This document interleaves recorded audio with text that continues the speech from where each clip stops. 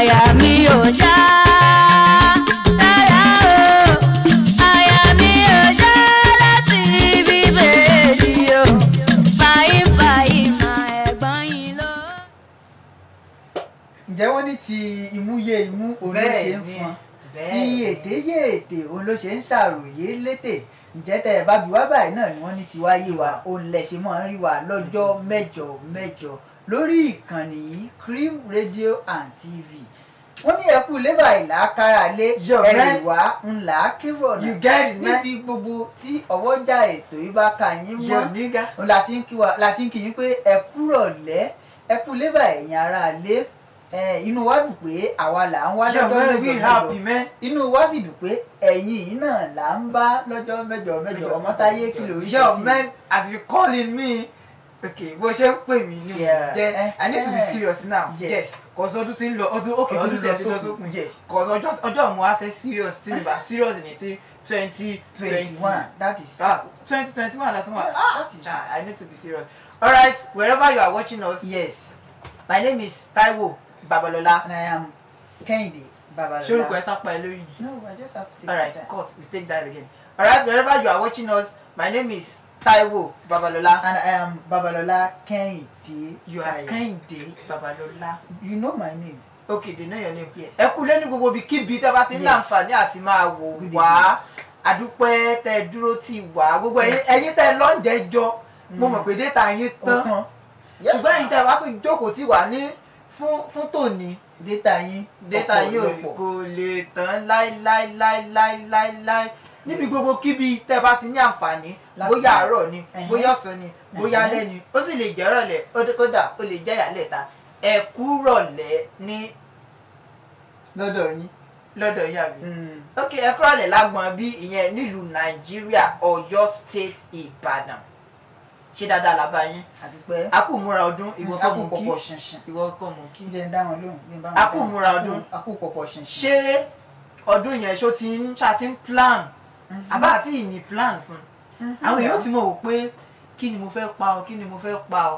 Níjẹ̀jọ́ tẹ́ ẹ bá gbàgbé a sinra wa nígbẹ̀rẹ̀ pàkọ́. Yes, we spoke about it. Pé ẹja ṣe bá a ti mọ. The little we can afford. Wàláì sàláì January mọ́ gun. Ológun July yé. January seems to be the longest month. As if that month will never come to an end. Kí ló ṣẹlẹ̀? Kí ló ṣẹlẹ̀? January ló gùn jù. So please. Ẹjọ́. This December, let's cut it. Let's be minimal. Please, let's be mindful. Irú àwa nísìnyí àti ìrà díẹ̀. A sì ti rí mí sòrò. A sì ti ìrà gbò. Àti ìrà láàkẹ́. Ẹ má worry, ẹ rí tó ju gbogbo. Why not now? Why not? So we just need to be very careful this Ember month. Don't worry, Ọlọ́run á bùkún wa. Ká tó wí ká tó fọ̀ àti wọ ọdún tuntun New Year ti dé. Grandma yìí máa ń pòwe kan. Wọ́n ní ayé ìyẹn ni kílẹ̀ ò mọ̀ ṣù. Tó ṣe bí òwe ẹ̀yin àgbà. Tàbá rọrọ̀ yẹn pé ayé ò kí ń yẹ ni kílẹ̀ mọ̀ ṣù. You do it. If you are saying you want to do something so day gradually that month that date we just open your door bam once it is 12 a.m. Then once it is done you start preparing going up and down. People will be saying congratulations. Once it is 4 o'clock my dear brother p.m. the day is counting. Once it is 4 o'clock the day is counting p.m. So we I need repeat to be very, very once careful. it is 4 o'clock p.m. people your guests they will what one after the other. Ìkọ̀kan láyọ̀ ṣẹlẹ̀. Tán bá wá lọ tán tá a bá fẹ́ sùn a bá máa ronú gbogbo àwọn tá a jẹ ń gbèsè ibi tí lórí kí ni wá.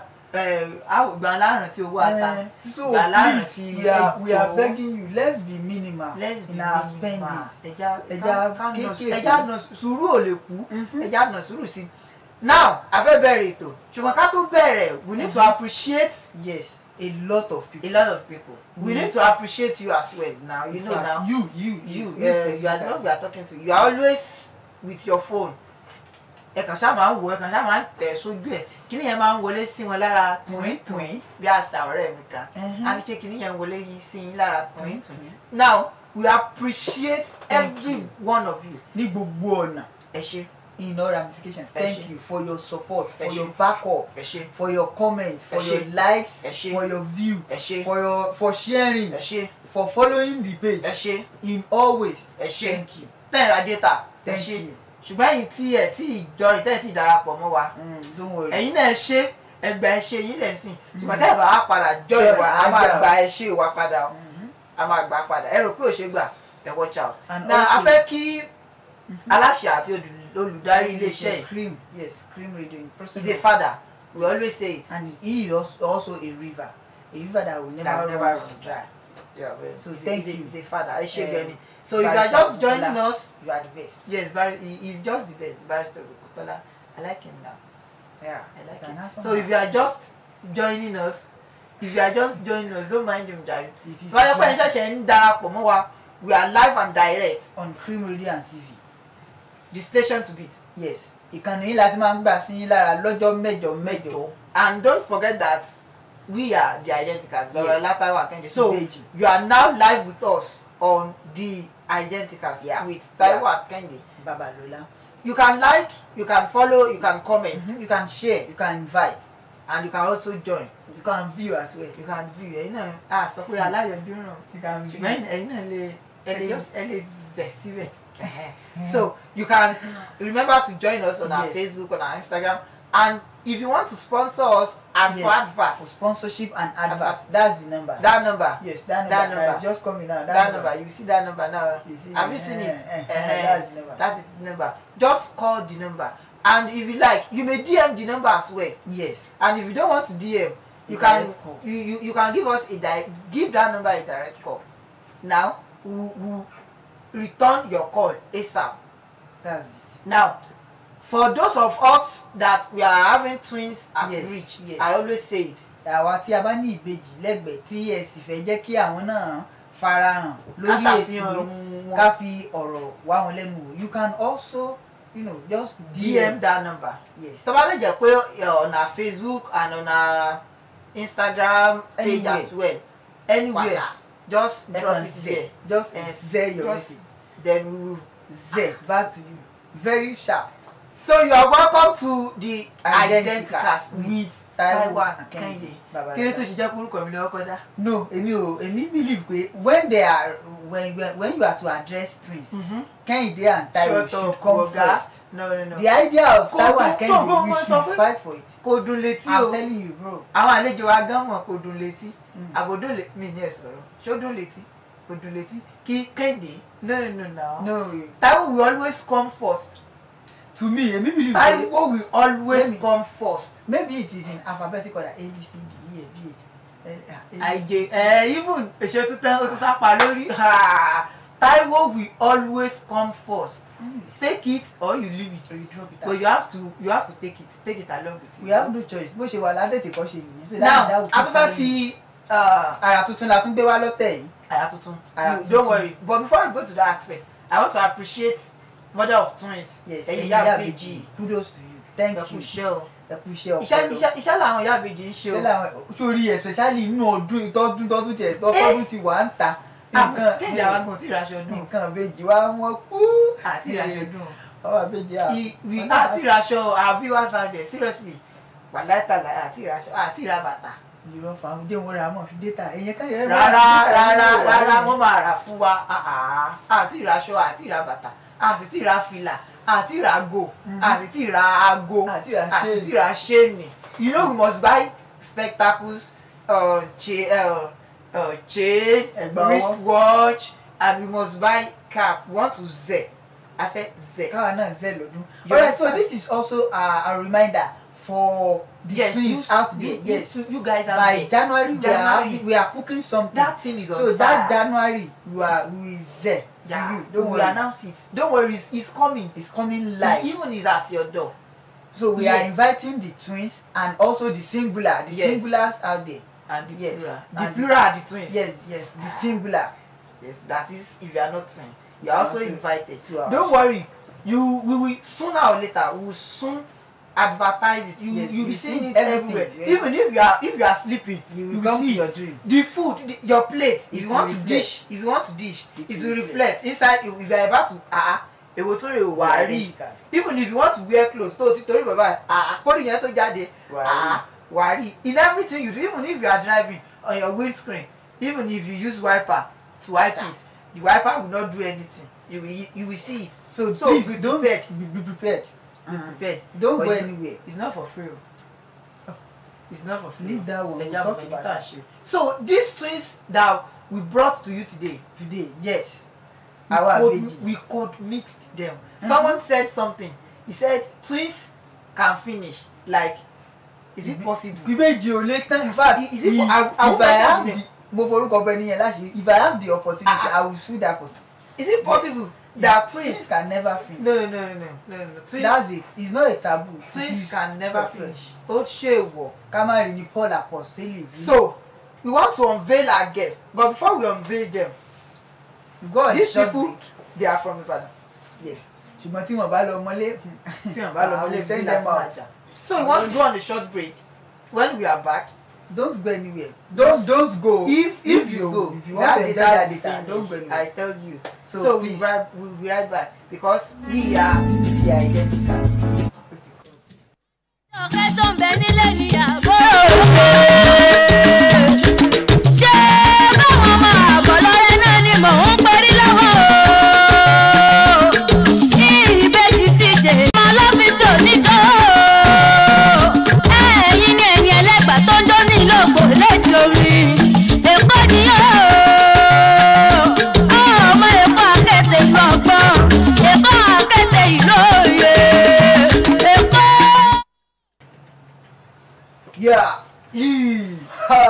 Welcome back to our show. These are the Identicals. Yes. Babalola, Taiwo, and Kehinde. You were going to buy me so. Leave that one. Go to buy me so. Babalola, Taiwo, and Kehinde. Yes. Now, before we went on that break, I told you guys that àwọn Beji. Tó bá sọ pé wàbí ìsun, wàbí ìwàlẹ̀. Yes. Yeah. This is the real definition of Isun and Ìwàlẹ̀. We have Isun and Ìwàlẹ̀. Isun àti Ìwàlẹ̀ for Yoruba land. So these are the faces of Oyewale, Tai and Kehinde. You are welcome. Ẹ káàbọ̀. Mo kí yín. Mo ti kí wa. Ẹ káàbọ̀. Ẹ sọ̀rọ̀ Ẹkúlé. Ṣé ìjọba Yorùbá ni mí. Okay. Ẹ bá wa dárúkọ yín. Ẹ já bẹ̀rẹ̀ láti orí obìnrin. Ladies first. Yọ̀mẹ́. Orúkọ mi ni Táíwò Oyèwálé. Táíwò Oyèwálé. Ẹ̀yàn ọmọ jẹ́ Oyèwálé Kẹ́hìndé. Àgbọ̀. Oyèwálé Kẹ́hìndé. Bọ̀dá ohun yín kí o bọ̀dá. Ẹgbẹ́ akọrin ni bẹ́ẹ̀sì lẹ́mọ̀ kọ. Are you guys from Ibadan? Yes. Níbo Ìbàdàn? Bàbá Sálẹ̀. Bàbá Sálẹ̀. Bàbá Ìsàlẹ̀. Ọmọ ìgboro ni yín o. Yé ẹ sì mọ́lé. Ṣé Ìbàdàn ilẹ̀ ń gbé? Bẹ́ẹ̀. Ẹ káàbọ̀ sórí ètò. Àti Táyé ẹ káàbọ̀. Bọ̀dá Kẹ́hìndé. Ìbéèrè mi àkọ́kọ́ ó ní pé gẹ́gẹ́ bí ìbejì báwo ló ṣe rí lára yín? Inú mi dùn pé mo jẹ́ ìbejì. And ó dẹ̀ máa ń jẹ́ nǹkan tó wú mi lórí pé èmi náà wáyé ní méjì. Ní méjì. Mo wá jẹ́ pé kò tún wá ṣe pé bóyá ọkùnrin àti ọkùnrin ó jẹ́ ọkùnrin àti obìnrin. Ṣé ìdùtà yín náà dùn bẹ́ẹ̀? Inú mi dùn pé mo jẹ́ ìbejì o. Man, most times tomato I'm a twin. Yeah, that vibe. Ilé ìwé wo lẹ lọ? Primary school, right? I went to one primary school to another. Kí ló ṣẹlẹ̀? Ṣé bẹ́ẹ̀ náà ni? No. A jẹ́ pé jàgídíjàgan ní gbé kò lé o. Ọlọ́run ní jẹ́. Ẹ máa bọ́ scrub gan. No. The relocation though. Olófà. But I went to Canon Okusende tí mo ti ṣe tán. Canon Okusende Memorial Anglican School. Ọmọ ìjọba ni. Ọmọ Anglican ni mí. Unapologetically Anglican. Ṣé ẹ̀yin nìkan ni? Ọmọ Anglican ni wá. Ẹ̀yin méjèèjì. Wá ní kẹ́ mọ́ lo. Ẹ mọ́ lo mí mọ́. Ẹ mọ́ lo. Okay, ọmọ Anglican ni wá. unapologetically Anglican. èmi ò gbé ìwé débẹ̀ àwọn ò tí kà á lébẹ̀. Ẹ káàbọ̀ sórí ètò wa. Gẹ́gẹ́ bá a ti sọ Babalọlá Táyé Akínjí lára. Àwa láàmú darí ètò. Níta bá sì ti bí níta bá bí yín ni kẹ́ ẹ̀ dáhùn gẹ́gẹ́ bí ìbejì tó jẹ́ akọ àtabo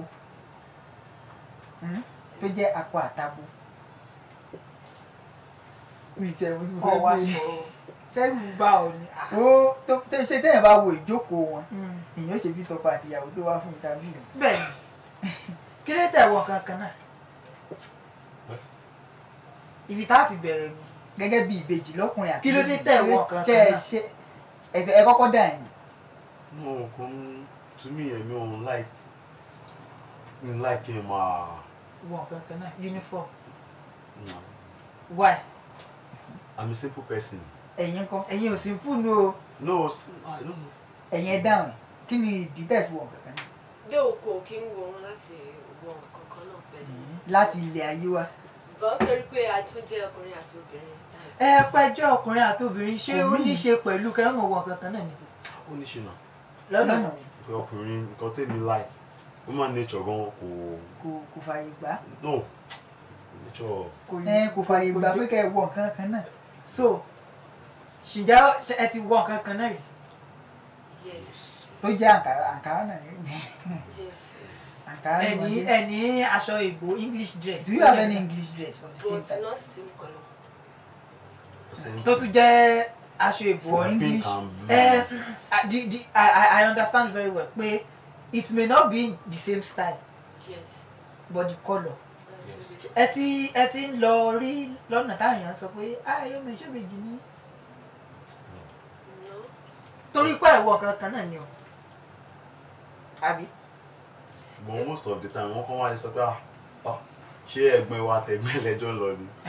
Torí nígbà kan mo short there but to God be the glory. Ọlọ́run ti so now you are tall. Adúpẹ́ lọ́wọ́ Ọlọ́run. Okay, if someone should come across your way and ask you guys that, are you guys twins? How do you usually feel about that question? Is it an irritating question or an interesting one? Interesting one. How? Very good question. Àwọn situations kan bẹ̀rẹ̀ yẹ pé àrùn ojú ni. You know, this thing, it is what we can see with our bare eyes. But so why should you ask again? How do you like? Ìbéèrè yẹn máa ń bí mi nù. The question. Ṣé o fẹ́ confirm ni? For what? For what? Yes, some people they'll feel like let me confirm it. Confirm kí ni? Ẹ ti rí yẹn báyìí. Ṣé page ni wọ́n ni or maybe they want to talk to you like mọ bó ṣe máa approach. Yes. Ẹ káàbọ̀ lẹ́ẹ̀kan sí Táyé Kẹ́hìndé Oyèwálé. So for our viewers out there, these are Oyèwálé Táíwò Akínjí. And if you are just joining us, yes, you haven't missed anything. Yes. And remember to share, like and comment. And for sponsorship and advert, you can call the number that is being displayed on that. You get now. You will see the number there. And if you're having twins within reach, just DM the number or DM us on any of our social media. Then we'll get back to you. Now back to you, our guest. Ẹ káàbọ̀ lẹ́ ẹ rí i pé mo ṣáà ń kí yín káàbọ̀. Ìbéèrè ó kúnnù ní. Now let me ask you this. Okay. Can you tell the last thing? Tell us the last thing you shared together. Àwọn nǹkan tẹ́ ṣe last tó jẹ́ same thing that you did. Either you wore same clothes or anything that you did. Kò sí. Okay. But Akínjí, ẹ jẹ́ bí ìbéèrè yìí. Gẹ́gẹ́ bí ọkùnrin. Ṣé ẹ kí n rò pé ó yẹ kí ó jẹ́ ọkùnrin náà ni? No. Ṣé mo di? Now, she will be needing some privacy. Now, being ọkùnrin, àwọn kankan bẹ tó máa ń gbé àwọn ọkùnrin nínú.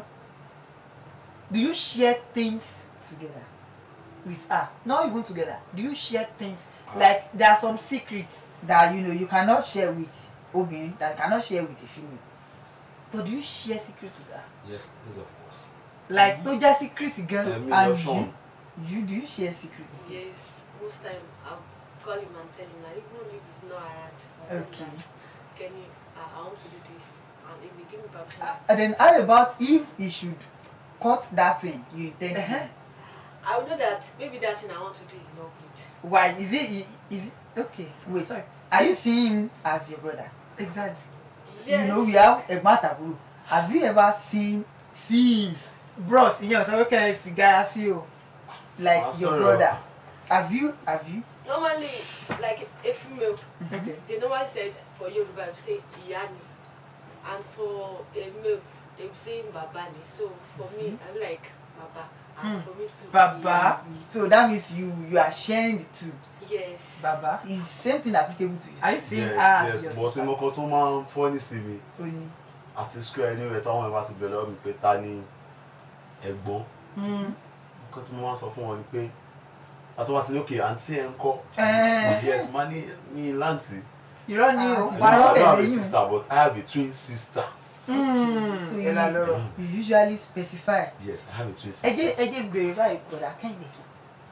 Ṣé ó máa ń ṣe yín bíi kẹ́ẹ̀nà tẹ̀ bá rí gẹ́gẹ́ bí àbúrò yín? Inú máa bíyàn, inú máa Ẹhẹ́. jọ, inú máa. Kí ni kankan tó ṣe tó bí inú? The last thing she did that provoked you. Ó dàbí ìgbà pé kẹ́ ẹ mú ẹgbà kẹ́ ẹ bọ́ ẹgbà nídìí ẹ̀. Ẹ àmọ̀ The last thing But she then come and react pé what is she doing? Kí ni last thing yẹn? Though we are not even together. Why? School. Okay, sì nílé Just ìwé came kan náà. back from school. Yes. Ṣé máa ń miss ara yín? Sure. Yeah, sure. Sure. You Ẹ máa ń miss ara yín? Gan. Gan. Onoma. ó normal lọ́nà wo? Because tabajo wa papo, the way we interact, the way we talk. Ẹ bá ń give volume òkè dẹ̀. Tabajo wa papo, Okay. the way we talk. So tí kò bá sí pẹ̀lú mi, I'm thinking about it that even if my brother is here with me, mo mọ̀ pé ó máa fún mi ní another Ó option. ti that this- agbárí. That even before I call him like, ó máa ti sọ̀rọ̀ ju pé kí n gbé lọ. Ok, ìgbà tẹ́ ń bọ̀ bíbí ẹ dà pé ẹ̀yin ni wọ́n bá sọ̀rọ̀. Yes. Báwo lẹ ṣe jíṣẹ́ fún un? Mo mọ̀ pé àárín yẹn ẹ̀ ní fẹ́ sọ́ọ̀sọ̀ kejì ẹ̀ kàn sọ́ọ̀sọ̀ àbúrò ni pé wo ọ̀gbẹ́ni à ń lọ síbi kan o. Mo ṣe jẹ́ ká lọ síbi tá à ń lọ mi ti. Báwo lẹ ṣe gbé But how kalẹ̀ did fún? you deliver the message to her? Ti yá jẹ́ ká máa lọ. You Rárá. don't get. Lọ́jọ́ tí mo kọ́kọ́ The pè very ní first time. Okay. báwo lẹ ṣe sọ fún pé ọjọ́ báyìí We are báyìí going for. a ní ibì kan báyìí tá a fẹ́ lọ. And I explained to her pé we are going to somewhere. Okay. Where?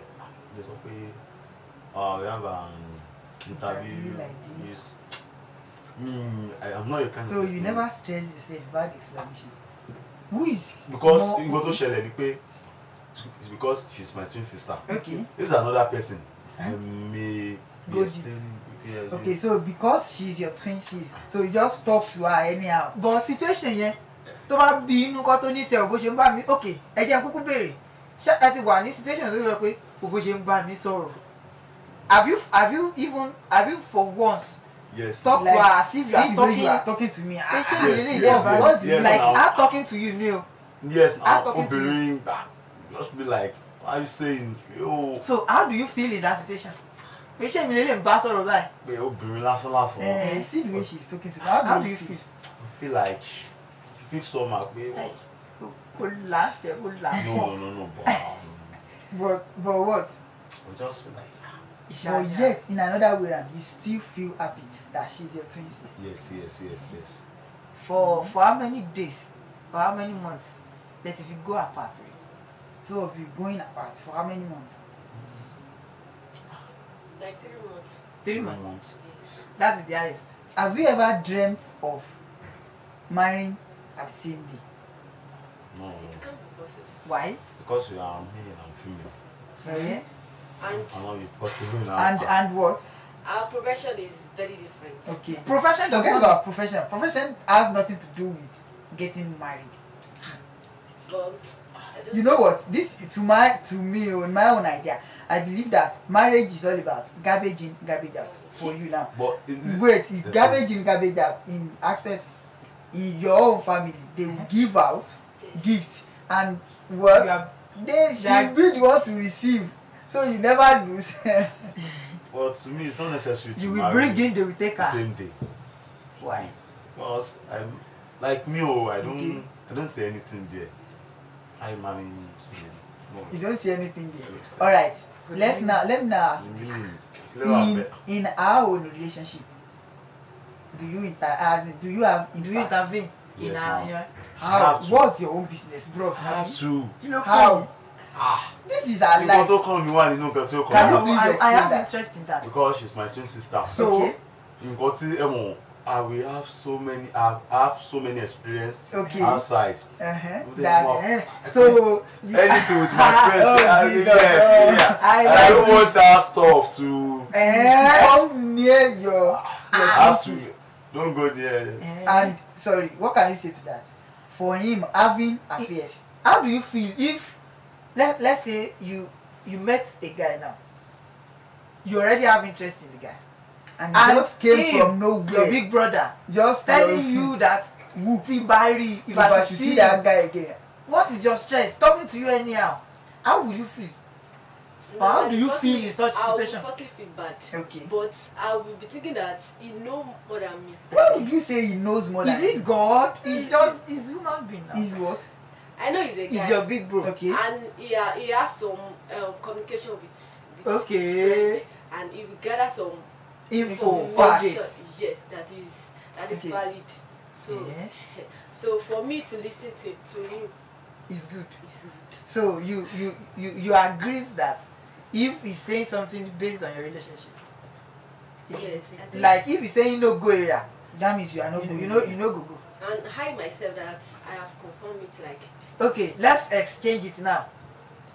As Cautioned you or called you or questioned your query that that So this many girl. times.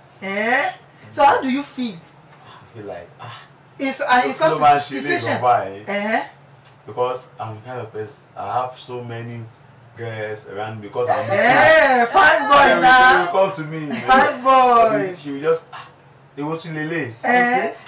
So anytime she Kenny, says, Talosuba, who sorry. is this? We How just do say, you "Ah, feel? She's my friend. She's my Can you please say, she will say she's your friend. Friend for friends with benefit or what? Now, I if don't the understand questions this. are now getting Don't let us go. wait, if those questions are now getting too much, Shey, you've not for once shouted at her, "Hey, give What me now? girl, Okay, you've said okay. What's- Have you guys been in a situation whereby Taye, you tell him that, "Go, I am less concerned. Do whatever you like, Okami. Your If you life. like, go to. I don't care." Have you been in that situation? Yes, but later I will come You will back. resolve? Yes. Okay. So, Your last argument. When was your last argument? When was your last argument? Kilo defa. I think it was on Tuesday or Monday. This week Tuesday. Okay. Someone asked us to come and collect something. And Yeah, it was but the one that person called like, come and collect this thing. He was now asking me that You should. I should give him money. And I said, Which one? I don't for understand. transport. And I said, if I have, I will give you. Okay. But he said, if you don't have it, and that means Nobody's going. nobody is going. Okay. That brings me to another question. Sorry to come in, because if I didn't ask now, I will forget. On your way here, or let's say if you are both going out, who is the boss? Who is the chairman? If you are going out, No boss. like for example, wait o, ṣé ìwọ ló máa ń sanwó mọ́tò ni àbó ló máa ń sanwó mọ́tò? We both have it. See, but then I know you both have it. There are some situations whereby is the boss now, the big boss, is supposed to be paying your transport fee. She's a lady. So so ṣé ó máa ń sanwó mọ́tò? Okay, now you usually pay it. As a situation occurs that you just shouted at her pé wá ọ̀gbẹ́ni, are you not having any money with you? Ìwọ náà san.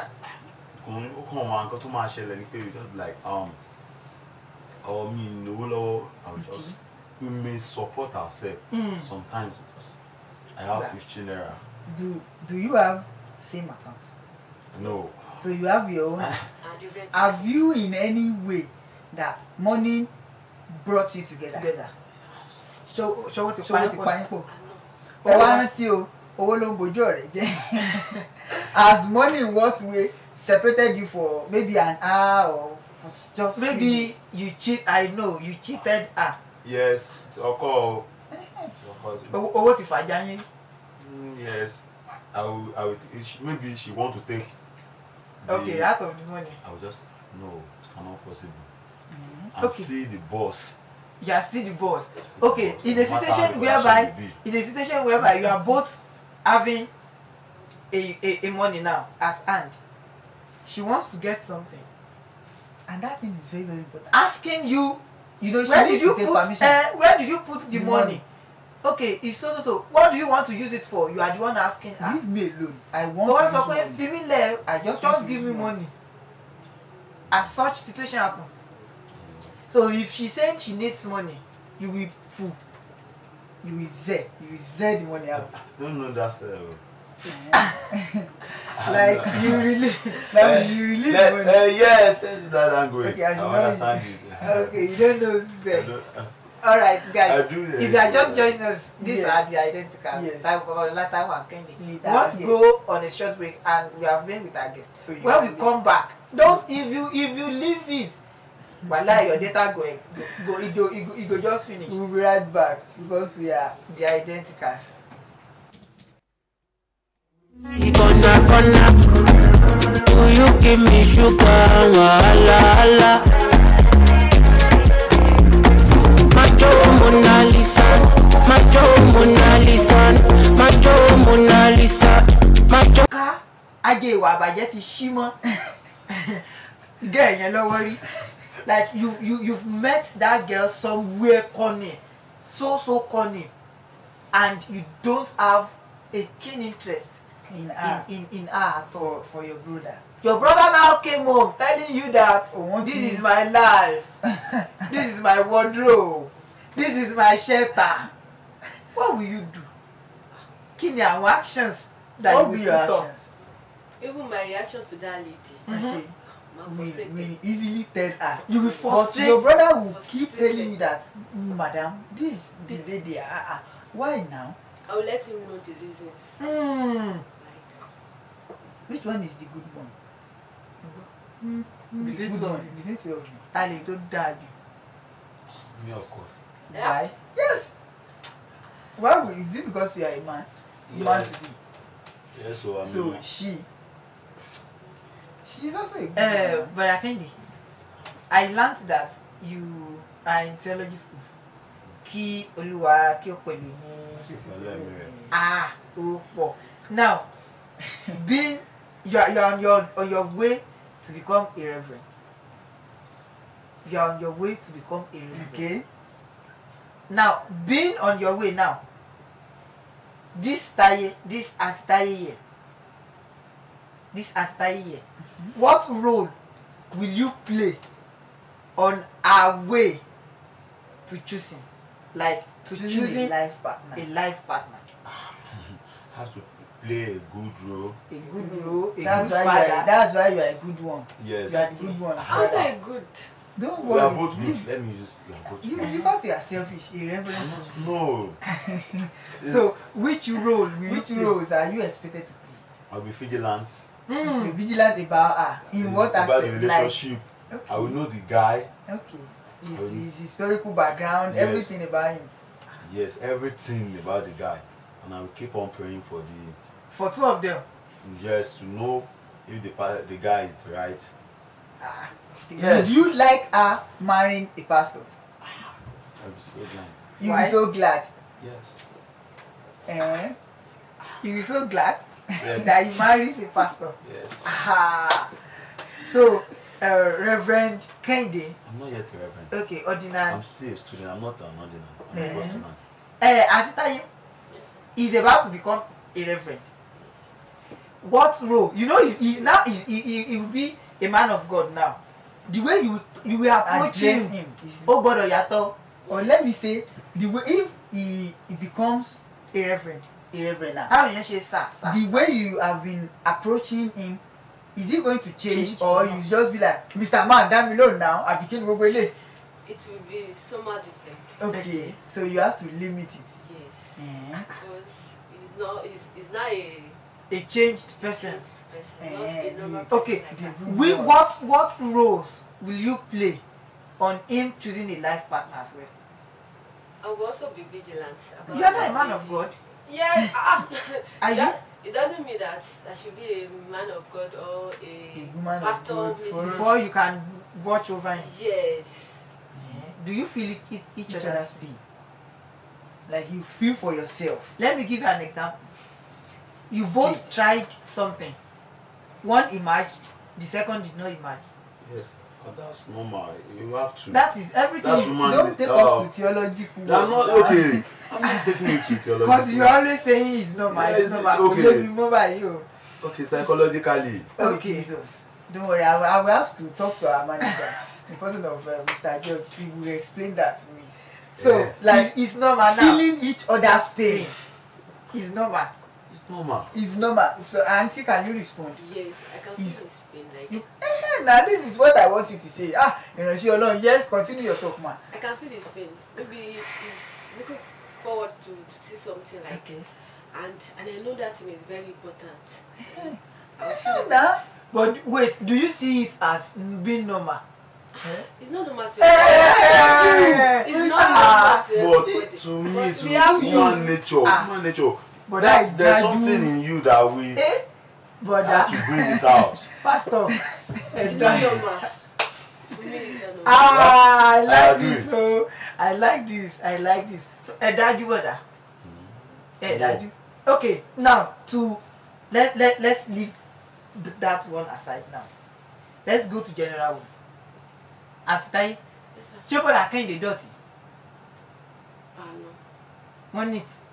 he's a neat guy. Ṣé wọ́n ṣiṣẹ́ ilé? Ṣé he is about to become a reverend. Spirit yẹn máa ń wà that I am on my way to Yes, to so become a reverend. yes. There I are some don't work in things. my school now. It's different, sir. You are alone in school. Now you are at home. So Yes. I am My becoming sister a will reverend. do it, so Easily. she will do it. Taiwo She will will do it. She So will you do now sit down, wait on later. No, Agbajowo, the yes, you ever said Agbajowo I like feel so, yeah. So you do things Together. collectively. Mm-hmm. Can you Okay. put a man genius? Same fine. Okay, I'm the one that will wake out. Because You you know know she she morning worry. devotion. Abi.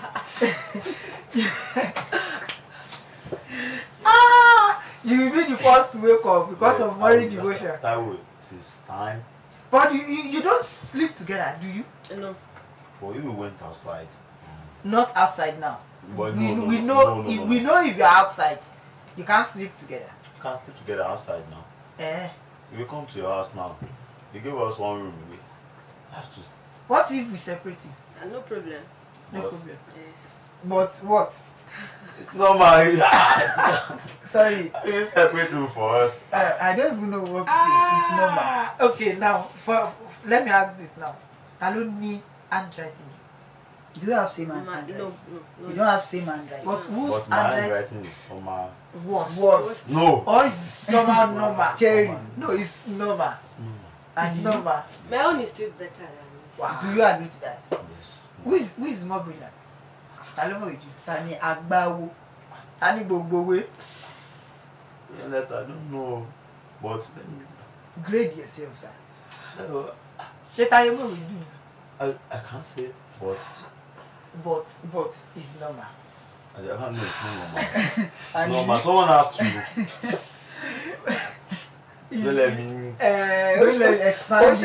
Osha But it normal. is normal. It's normal. Now I asked the other time that is there any secrets that you keep? Now Taiwo, can you tell me? He's already no. You don't have any dream job again now. Your dream now is to become. But before he thinking of becoming a reverend, iṣẹ́ wo This profession ló ń is ring ever, a profession that has ever synced to his brain. I want to. So his own. Yes, before he's now on his way to a reverend whatever. Iṣẹ́ wo ló máa ń sọ I think you normally say to become a news. caster Yes. akaròyìn. Okay. Now, So, but iṣẹ́ wọ́n ní iṣẹ́ tó lùgbàlà rán mi. now you are in a different dimension. Now. So how about her? Iṣẹ́ olù. From childhood. It's normal. It's not. Okay, it's not normal. So can you please tell us? She has been aiming to become a nurse. Okay. So are you on your way to become a certified nurse? Yes. So you soon become a nurse. Yeah, Anyway, I will introduce you. It seems I will need you, yes, for some certain reason. For someone, for someone here. No. Don't worry. Not allowed. It's not allowed. Don't worry. You won't know. It is normal. We know. You will tell know. it is normal. You will tell you. Yes. Wait, if you are married now, you've gone separately. Will you still be sharing secrets? You don't say it's normal, bros. Not normal now. Do away with normal. Yeah, now. okay. You have to now. How you are married separately, one in Lagos, one in Ibadan, in his pastoral duty. Fine, the other one abere pagi. So will you still share secrets? Yes. We still need. But after is it normal? For everybody to. No, after you've got married and you It's normal, cause. it's still normal. Yes. It's normal. Okay, because you are twin. Yes. So if you have an argument with your babe, now are you gonna tell him? Yes. It's normal. Because So- he will pray, it's normal now, he's the pastor. He will say, let us pray. Our Father, Right? our God. Am I right? Yes. Now, one word each. One word. Say a word about him. About say him. a word about her. Like. Ladies first. Say one word One about word him. to qualify him. He's a nice person. Because he's a pastor. And Because he's becoming a reverend soon, and right? it is. And it is normal. And you? To my she's calm. Mm. But for me, I'm not a. Someone that will inject, that will give someone injection Injection of must need be to be calm. calm. If No. you are not calm, you're not go sunny. You just took the veins. A kind of person, Okay. a quiet person. Not Okay, she's a quiet person. And she's normal. My own last if question. she's so in a place, you Okay. know. But She's- if I Mhm. just enter the place, we know. It's Someone normal. has come. My own last question. Now you are opposite sex. Let's be natural now. Normal.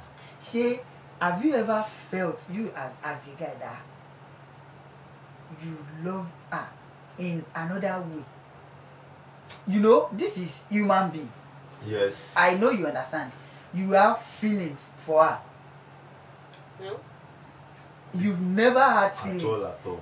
It has never came to your image or to your like fiction. Never. I know you have different relationship. Like So, kids. can you go clear? But- I'm not This in a is- relationship. You are, I'm not in a relationship. Pastor, I'm not in a God relationship. bless you, sir. I'm Kí not in a Olúwa kí ó I pẹ̀lú think we yín. just need to call it a day for Wait, today. we will bring you guys again. We will bring you. I know our viewers out there, they will have questions, and I promise you, if we have any question, if we have any question, And now I'm single. wait, it is not until you show This us is this not hand now. It's It's not here like now. this. Even my manager, even our radio and studio manager. Empty fingers. Now. See, It's let me tell you one thing. If our viewers, Okay. Do you have anyone for me? Don't worry. sir, God bless you, sir. Amen. Is that normal? Yes. For me to No. have someone for you. No. As in, When you are asking, No, it may be normal. If you have any questions yeah. from our audience, I would love to bring you back and ask you those questions. No No problem. problem. Now, our viewers out there, that time is not on our side. Mo lérò pé With this Mr. Norma and Miss Camp. And I know you These enjoyed are the today's guests. show. These are our guests today. They are so lovely, and I hope you guys you enjoyed the show for today. Now we want to wrap it up. Now before we wrap it up, we need to appreciate Yes. Mr. Fortune. The studio manager, The he has studio been doing manager. well. and ọmọ Igbo tó ń ṣe dáadáa. Yeah, ó máa ń zẹ̀. Now I want to appreciate Commissioner for Women's Affairs. Yes. That's our manager. Yes. Don't mind him. I use clothes to cover his name. He loves to Z. Man, Z. Yes. So thank you for he has been so supportive. So we appreciate you. Now we will come again next week Thursday. Yes. Inshallah Jesus. And that will be the last Thursday for the month. And it will be our last show for this year. Then don't forget everything we've discussed. Do things normally. And please, we haven't buy clothes. Àti ra aṣọ, àti ra fìlà. Eléyìí, láti méjì ló ní, Ọlọ́run ló pé méjì ají mú mi. Do you know we usually takes his property small. A máa ń jí bí. I don't move it off pamọ́ sí eléyìí. You will see it now. You will see it. You will be like, ẹ ti lọ mú fìlà mi. Now, so please, next time, don't let it be so. We want to return this. So we àti ra aṣọ Christmas, and Christmas is Saturday. Christmas is coming. Please buy shoe for me. Alright, so we love you guys. Thank you for staying with us. Thank you for your time. We are coming back, same station, same program, because we are the Identicals.